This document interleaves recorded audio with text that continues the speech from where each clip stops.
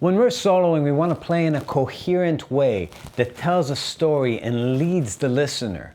To do that, we have to partition our ideas with space. This topic is called phrasing. Let's dive into it. Before we get into soloing, let's notice one phenomena. If I take a long note and play it on a chord, something happens. Check out this A note on a G minor. When you play a long note against a chord, the listener can hear its vibe, its color, its atmosphere. Everything about it is in plain sight. If I take that same note and play it in a continuous line of eighth notes, it has a very different feeling to it. Meaning the listener hears more of the rhythm of the line rather than the color of the note. To bring these two ideas together, something I can do is play a continuous line and then stop on a long note.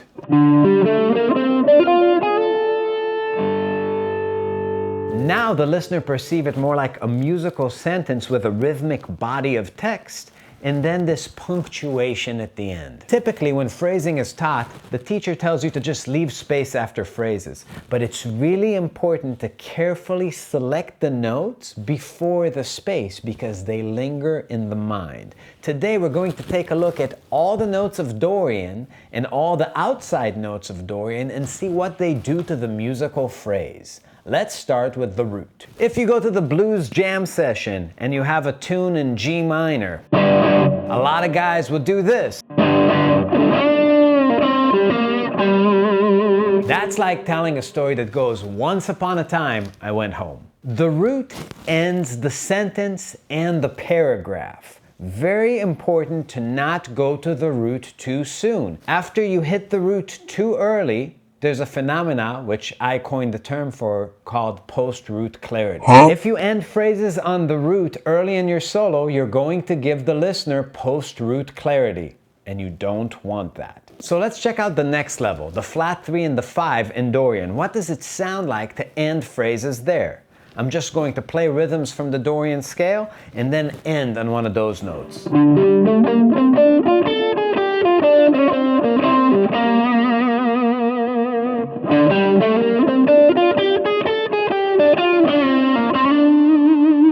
Ending phrases on the flatted 3rd and 5th sound like very weak rhetorical questions, like, you know? It's just stuff that people say to keep the conversation going. Here's an example of question and answer using those.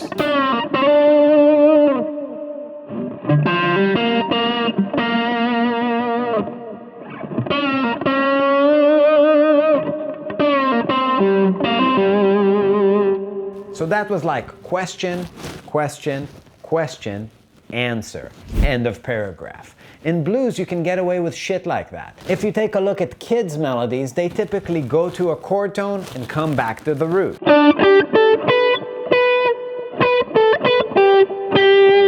I went to the 3rd, went to the root.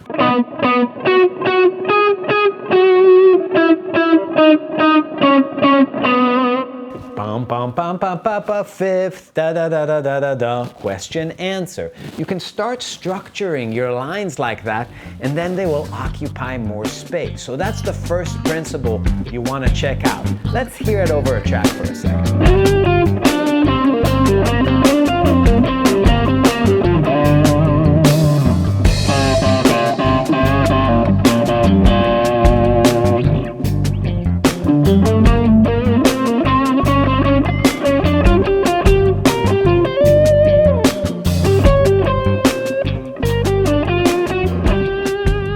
Now the flat 7 is really used in a lot of cases to just lead you up to the root. It pulls there ever so slightly. If you hear that note, you really want it to go there, right? In a lot of blues, it does go there.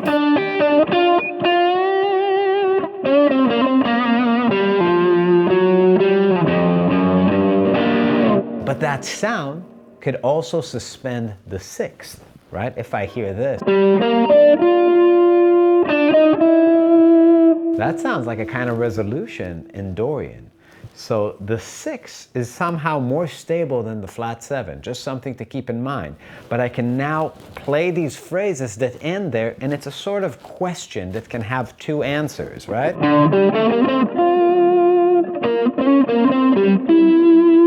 Or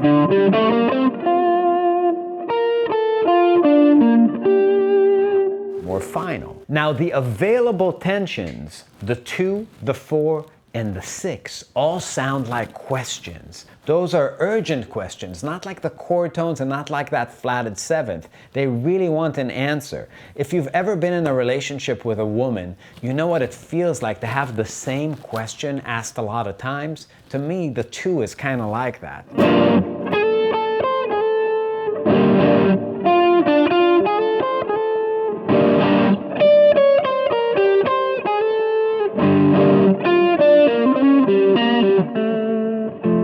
After 4, it becomes pretty annoying. Right? Release me. Okay, that can go to the root. But the root is very final.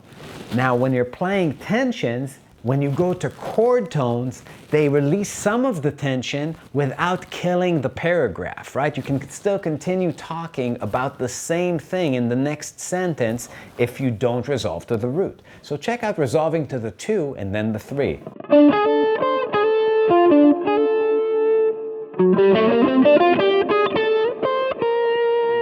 Kind of creates this resolution that releases some of the tension, but doesn't really get you all the way home like the root.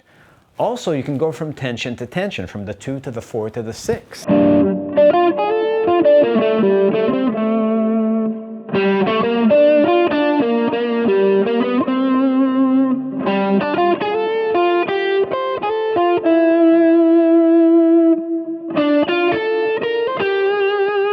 Also, you cannot resolve. I can go tension, tension, tension. That just sounds like musical questions. The 4 is a question, the 6 is a question, the 2 is a question.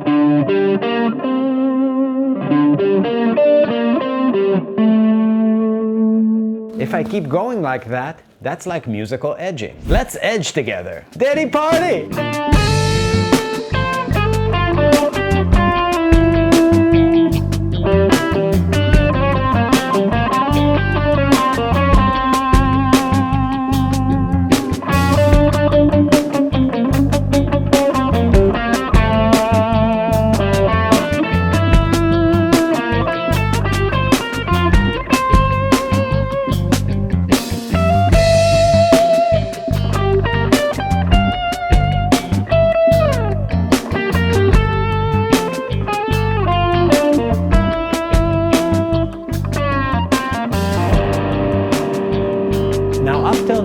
The 7 notes of Dorian and discussed what they do to your sentence. Do they end the paragraph? Do they end the sentence? Are they a question? Are they a soft question? Now there are 5 notes that are external to the mode. I have the flat 2, the major 3rd, the flatted 5th, the flatted 6th, and the major 7. 2 of these chromatic notes actually work great in a Dorian tonality for some unknown reason, the flatted 5th and the 7th. Let's check them out. Now the flatted 5th in blues is what's called the blue note. It can be used as a comma, meaning something that creates tension but doesn't end the sentence. And in blues, that's typically how it's used, as a part of the same sentence, to just halt it for a second, to say and, like.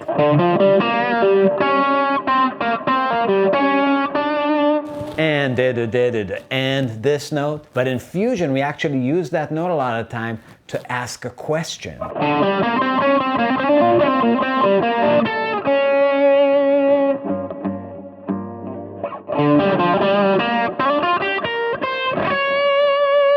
It's an intense kind of question. It's like, is that your girlfriend? In the freezer. Now the 7 is a great note. We all know where it wants to go, right? Imagine that note like a question that everybody knows what the answer should be. Like your girl's looking at you as like, who are you texting? So you could say, my mom. But that's not a very good move if you're trying to write a script or tell a story. How about a question like, none of your fucking business? then you know that there's gonna be dialogue. So from that point, you can really develop some motifs.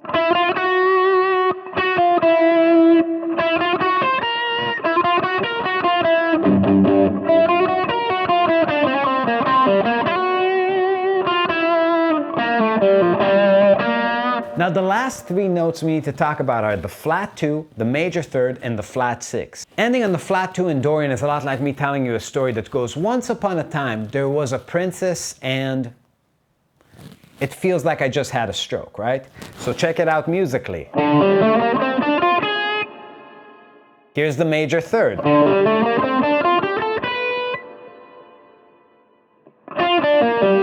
Flatted 6. Now think about playing those 3 notes just like using the word and in a sentence. You have a very limited amount of time before the people you're talking to start thinking that you're an idiot. So here's a sentence that goes to the flat 9 and resolves.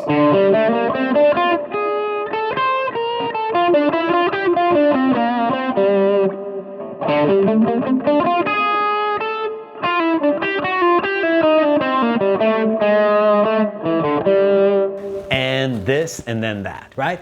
That's how I use it. Here's the 3. The 3 is more tense, so I have even less time.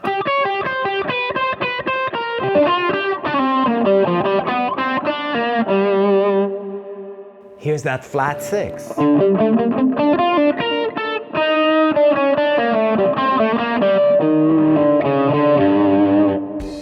Now I'm going to use everything that we've learned today over a track.